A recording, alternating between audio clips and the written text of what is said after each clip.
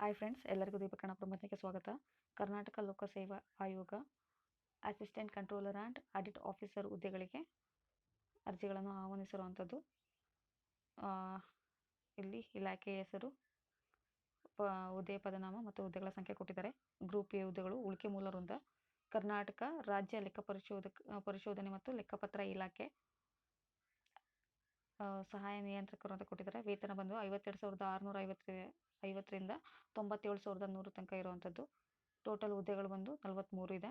Next group B ಉಳಿಕೆ ಮೂಲ ವೃಂದ, ಕರ್ನಾಟಕ ರಾಜ್ಯ ಲೆಕ್ಕ ಪರಿಶೋಧನೆ ಮತ್ತು ಲೆಕ್ಕಪತ್ರ ಇಲಾಖೆ. ಇಲ್ಲಿ ಲೆಕ್ಕ ಪರಿಶೋಧನಾಧಿಕಾರಿ ಅಂತ ಕೊಟ್ಟಿದ್ದಾರೆ. ವೇತನ ಶ್ರೇಣಿ ಬಂದು 43,100ರಿಂದ 83,900 ಇರುವಂಥದ್ದು. ಟೋಟಲ್ ಹುದ್ದೆಗಳ ಸಂಖ್ಯೆ 54. ನೆಕ್ಸ್ಟು ಅರ್ಜಿ ಸಲ್ಲಿಸಲು ಪ್ರಾರಂಭಿಕ ದಿನಾಂಕ ಕೊಟ್ಟಿದ್ದಾರೆ. 18/3ರಿಂದ ಸ್ಟಾರ್ಟ್ ಆಗುತ್ತೆ. ನೆಕ್ಸ್ಟು ಅರ್ಜಿ ಸಲ್ಲಿಸಲು ಕೊನೆಯ ದಿನಾಂಕ 17/4 ಮತ್ತು ಪೂರ್ವಭಾವಿ ತಾತ್ಕಾಲಿಕ ಪರೀಕ್ಷೆ ದಿನಾಂಕ ಜೂನ್ 2ನೇ ತಾರೀಕು ಇರುವಂಥದ್ದು. ಒಂದು ವೇಳೆ ನೀವು ಅರ್ಜಿ ಸಲ್ಲಿಸುವಂಥ ಟೈಮಲ್ಲಿ ಏನಾರೇ ಪ್ರಾಬ್ಲಮ್ ಆಯಿತು ಅಂತಂದರೆ ಈ ಹೆಲ್ಪ್ಲೈನ್ ನಂಬರಿಗೆ ಕಾಲ್ ಮಾಡ್ಬೋದು. ಇಲ್ಲಿ ವಿಶೇಷ ಸೂಚನೆ ಕೊಟ್ಟಿದ್ದಾರೆ. ಇದೊಂದು ಸತಿ ಎಲ್ಲ ನೀವು ಓದ್ಕೊಂಡ ನಂತರ ಅಪ್ಲೈ ಮಾಡಿ.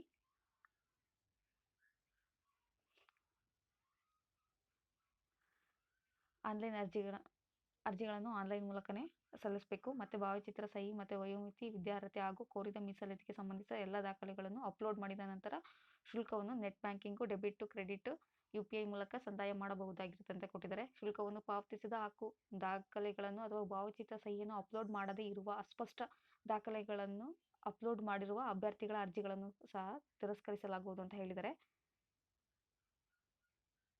ನೀವೇನೇನು ರಿಸರ್ವೇಷನ್ ಕ್ಲೈಮ್ ಮಾಡ್ತಾ ಇದ್ದೀರಲ್ಲ, ಅದು ಕೊನೆಯ ದಿನಾಂಕದೊಳಗೆ ಚಾಲ್ತಿಯಲ್ಲಿರುವಂತೆ ನೀವು ಅಪ್ಲೋಡ್ ಮಾಡಬೇಕಾಗತ್ತೆ.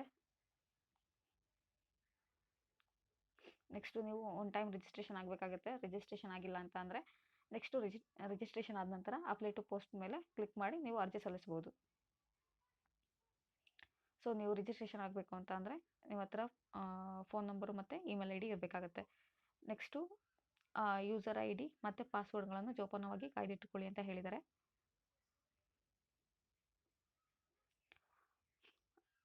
ಅಭ್ಯರ್ಥಿಗಳು ಅರ್ಜಿಗಳನ್ನು ಸಲ್ಲಿಸುವ ಮೊದಲು ಎಲ್ಲ ವಿವರಗಳನ್ನು ಸರಿಯಾಗಿದೆಯೇ ಎಂದು ಪರಿಶೀಲಿಸಿಕೊಂಡು ಸಲ್ಲಿಸಲು ಸೂಚಿಸಿದೆ ಅಂತ ಕೊಟ್ಟಿದ್ದಾರೆ. ನಂತರ ವಿವರಗಳನ್ನು ತಪ್ಪಾಗಿ ಸಲ್ಲಿಸಿದ್ದು ಸರಿಪಡಿಸಿಕೊಡುವಂತೆ ಆಯೋಗಕ್ಕೆ ಪತ್ರ, ವ್ಯವಹಾರ ಅಥವಾ ಇಮೇಲ್ ಮೂಲಕ ಕಳಿಸುವ ಕೋರಿಕೆಯನ್ನು ಪರಿಗಣಿಸಲಾಗುವುದು ಅಂತ ಹೇಳಿದ್ದಾರೆ. ನೆಕ್ಸ್ಟು ಇಲ್ಲಿ ಸೂಚನೆ ಕೊಟ್ಟಿದ್ದಾರೆ, ಇದನ್ನ ನೋಡ್ಕೊಳ್ಳಿ ಅಂತ ಅಂದರೆ, ಫಾರ್ ಎಕ್ಸಾಂಪಲ್ SLCನೇ 2002 ಅಥವಾ ಅದಕ್ಕಿಂತ ಹಿಂದೆ ಓದಿದ್ರೆ ಮ್ಯಾನ್ಯುಯಲ್ ಎಂಟ್ರಿ ಕೈಯಿಂದನೇ ನಾವು ಟೈಪ್ ಮಾಡಿ ಹಾಕಬೇಕಾಗುತ್ತೆ. ಒಂದು ವೇಳೆ 2003 ನಂತರ ಓದಿದ್ದೀವಿ ಅಂತಂದರೆ ಸೊ ರಿಜಿಸ್ಟ್ರೇಷನ್ ನಂಬರ್ ಹಾಕಿದ ತಕ್ಷಣ ಬೋರ್ಡಿಂದ ನೇರವಾಗಿ ದಾಖಲಾಗುತ್ತದೆ ಅಂತ ಹಾಕಿದ್ದಾರೆ. ಸೊ ಇದೆಲ್ಲ ಕೊಟ್ಟಿದ್ದಾರೆ, ಅದನ್ನು ಸ್ವಲ್ಪ ಓದ್ಕೊಳ್ಳಿ ನೀವು.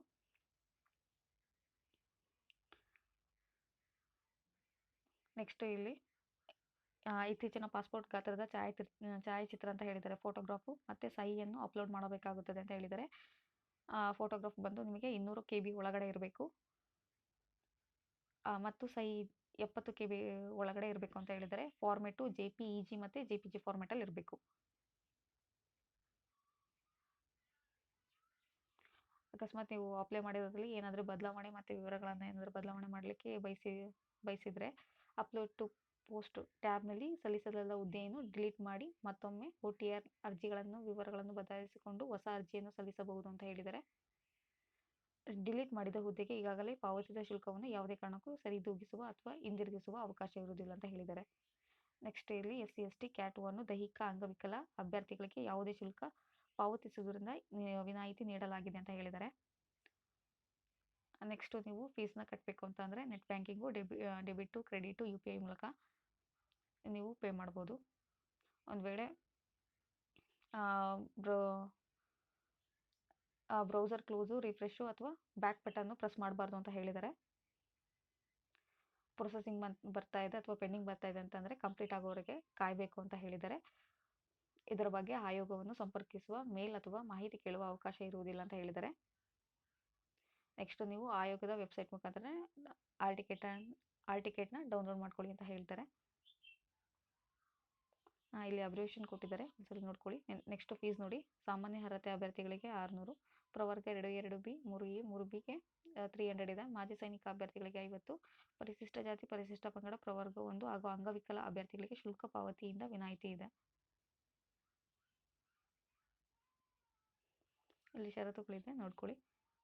ನೆಕ್ಸ್ಟ್ ಹುದ್ದೆಗಳಿಗೆ ಫಾರ್ ಎಕ್ಸಾಂಪಲ್ MBA ಅಥವಾ MCOM ಕೇಳಿದರೆ ಅಥವಾ UGCಯ ಆರ್ಥಿಕ ಎಂಬುದನ್ನು ಒಂದು ವಿಷಯವಾಗಿ ಅಭ್ಯಸಿಸಿರುವ ಕುರಿತು ಅಧಿಸೂಚನೆ ಹೊರಡಿಸಿರುವ ಯಾವುದೇ ಇತರ ಸ್ನಾತಕೋತ್ತರ ಪದವಿಯ ವಿದ್ಯಾರ್ಥಿಯನ್ನು ಹೊಂದಿರತಕ್ಕಂತ ಕೊಟ್ಟಿದ್ದಾರೆ. ಎಜುಕೇಶನ್ ನೋಡ್ಕೊಳ್ಳಿ ನೀವು, ವಿದ್ಯಾರ್ಹತೆ ಏನಿರಬೇಕು ಅಂತ. ಇಲ್ಲಿ ಲಾಸ್ಟಲ್ಲಿ ನೋಡಿ ಅಟೆಸ್ಟೆಡ್ ಅಂತ ಕೇಳಿದರೆ ಅಭ್ಯರ್ಥಿಯು ಸಂಬಂಧಿಸಿದ ವಿದ್ಯಾರ್ಹತೆ ಪರೀಕ್ಷೆಯನ್ನು ಪಾಸು ಮಾಡಿರುವ ಬಗ್ಗೆ ಅಂತರ್ಜಾಲದಿಂದ ಡೌನ್ಲೋಡ್ ಮಾಡಿಕೊಂಡಿರುವ ಅಂಕಪಟ್ಟಿಗಳನ್ನು ಕಂಟ್ರೋಲರ್ ಅಥವಾ ರಿಜಿಸ್ಟರ್ ಅವರಿಂದ ದೃಢೀಕರಿಸಿ ಅಟೆಸ್ಟೆಡ್ ಒದಗಿಸತಕ್ಕದ್ದು ಅಂತ ಹೇಳಿದ್ದಾರೆ. ಪರೀಕ್ಷಾ ಕೇಂದ್ರ ಸ್ಪರ್ಧಾತ್ಮಕ ಪರೀಕ್ಷೆಯನ್ನು ಆಯೋಗ ನಿಗದಿಪಡಿಸುವ ಯಾವುದೇ ಕೇಂದ್ರ ಸ್ಥಳದಲ್ಲಿ ನಡೆಸಲಾಗುವುದು ಅಂತ ಹೇಳಿದ್ದಾರೆ. ವಯೋಮಿತಿ ಗರಿಷ್ಠ 21 ಆಗಿರಬೇಕು. ಸಾಮಾನ್ಯ ಅರ್ಹತೆ ಅಭ್ಯರ್ಥಿಗಳಿಗೆ 35, ಪ್ರವರ್ಗ 2(2)B 3A 3B ಅಭ್ಯರ್ಥಿಗಳಿಗೆ 38, ಪರಿಶಿಷ್ಟ ಜಾತಿ ಪರಿಶಿಷ್ಟ ಪಂಗಡ ಪ್ರವರ್ಗ 1ಗೆ 40 ವರ್ಷಗಳಿರಬೇಕು ಅಂತ ಹೇಳಿದರೆ. ಇಲ್ಲಿ ಕೆಳಗಿನ ಸಂದರ್ಭಗಳಲ್ಲಿ ನೇಮಕಾತಿಯ ಗರಿಷ್ಠ ವಯೋಮಿತಿಯನ್ನು ಕೆಳಗಡೆ ತಿಳಿಸಿರುವಷ್ಟರ ಮಟ್ಟಿಗೆ ಹೆಚ್ಚಿಸಲಾಗುವುದು ಅಂತ ಹೇಳಿದ್ದಾರೆ. ನೆಕ್ಸ್ಟ್ ಇಲ್ಲಿ ಗ್ರೂಪ್ ಎ ಹುದ್ದೆಗಳ ವರ್ಗೀಕರಣ ಹೇಳಿದ್ದಾರೆ. ಅಸಿಸ್ಟೆಂಟ್ ಕಂಟ್ರೋಲರ್ 43 ಪೋಸ್ಟ್ ಇದೆ, ಉಳಿಕೆ ಮೂಲ ವೃಂದ. ಸೊ ಮೀಸಲಾತಿ ಇತರೆ ಮಹಿಳಾ ಗ್ರಾಮೀಣ ಮಾಜಿ ಸೈನಿಕ ಅಂಗವಿಕಲ ಕನ್ನಡ ಮಾಧ್ಯಮ ತೃತೀಯಲಿಂಗಿ ಒಟ್ಟು 43. ಸೊ ಚೆಕ್ ಮಾಡ್ಕೊಂಡು ಹಾಕೊಳ್ಳಿ. ಸೊ ಇಲ್ಲಿ ಸ್ಟಾರ್ ಮಾರ್ಕ್ ಏನಿದೆಯಲ್ಲ ಅದರದ್ದು 100 ರೂಪಾಯಿ ಇಲ್ಲಿ ಕೊಟ್ಟಿದ್ದಾರೆ. ನೆಕ್ಸ್ಟು ಗ್ರೂಪ್ ಬಿ ಲೆಕ್ಕ ಪರಿಶೋಧನಾ ಆಡಿಟ್ ಆಫೀಸರು 54 ಪೋಸ್ಟ್ ಇದೆ, ಉಳಿಕೆ ಮೂಲ ವೃಂದ. ಮೀಸಲಾತಿ ಇದೆ, ಚೆಕ್ ಮಾಡ್ಕೊಳ್ಳಿ. ನೆಕ್ಸ್ಟು ಇಲ್ಲಿ ಕೊಟ್ಟಿರುವಂಥ ಅಬ್ರಿವೇಷನ್ಸ್ ಇಲ್ಲಿ ಕೆಳಗಡೆ ಇದೆ. ಇದರಲ್ಲಿ ಪ್ರಿಲಿಮ್ಸು ಮತ್ತು ಮೇನ್ಸ್ 2 ಎಕ್ಸಾಮ್ಸ್ಗಳಿದೆ.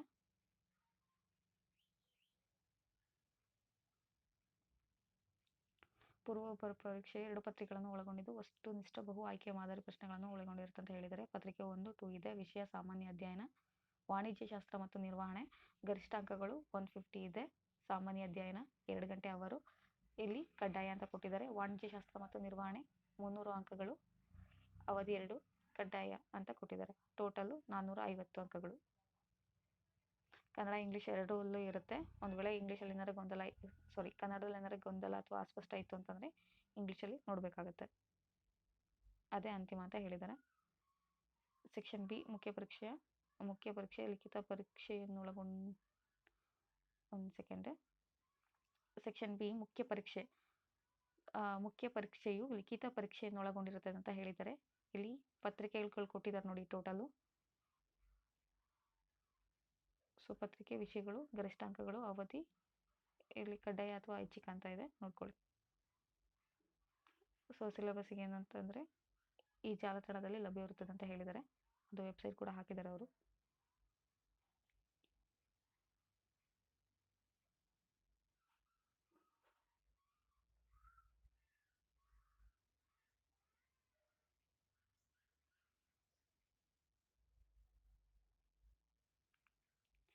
ಸೊ ಇಲ್ಲಿ ನೀವು ಮೀಸಲಾತಿ ಏನಾದರೂ ಕ್ಲೈಮ್ ಮಾಡ್ತಾ ಇದ್ದೀರ ಅಂತಂದರೆ ಈ ನಮೂನೆ DEF ಕೆಳಗಡೆ ಇದೆ ಅಂತ ಹೇಳಿದ್ದಾರೆ ಅವರು. ಇದನ್ನು ಓದ್ಕೊಳ್ಳಿ. ಅದು ಕೊನೆಯ ದಿನದೊಳಗೆ ನೀವು ಚಾಲ್ತಿಯಲ್ಲಿರುವಂತೆ ಅಪ್ಲೋಡ್ ಮಾಡಬೇಕು ಅಂತ ಹೇಳಿದ್ದಾರೆ. ಮೀನ್ಸ್ ಅಂತ ಅಂದರೆ ಅವರು ಡಾಕ್ಯುಮೆಂಟ್ ವೆರಿಫಿಕೇಷನ್ಗೆ ಚೆಕ್ ಮಾಡ್ತಾರೆ ಅಂತ.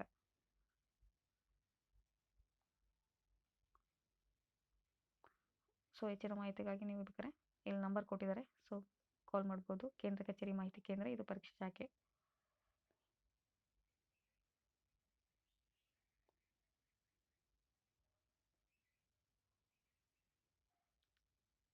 ಸೊ ಇಲ್ಲಿ ನಮೂನೆಗಳು ಹೇಳಿದ್ನಲ್ಲ ಅದಕ್ಕೆ ಕೊಟ್ಟಿರುವಂಥದ್ದು format.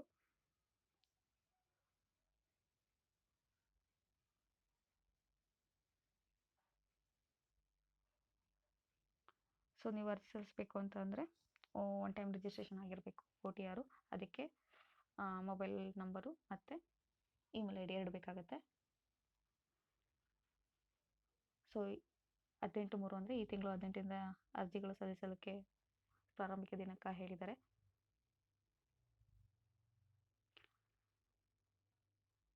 Thanks for the watching.